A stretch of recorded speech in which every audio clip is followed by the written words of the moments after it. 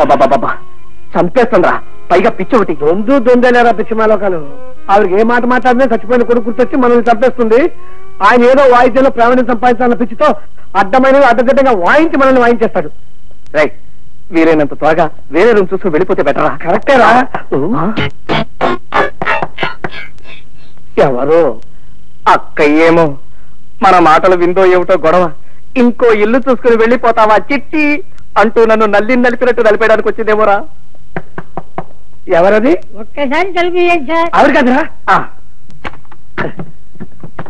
నమస్కారం. రండి. చెప్పండి.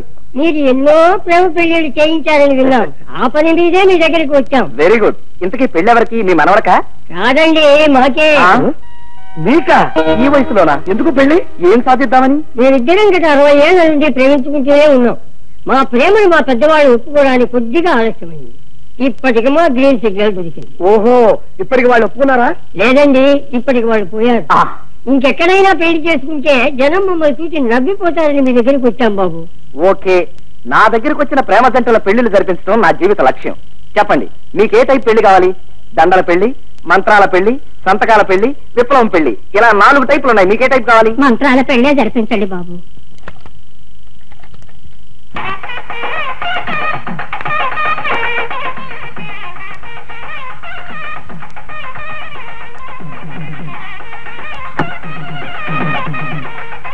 అయ్యా, మంగళసూత్రధారణ కానివ్వండి. మాంగళ్యం తంతునానేనా మమ జీవన హేతునాం కంటే బధ్నామి సుభకే త్వం జీవ శరదాం శతం.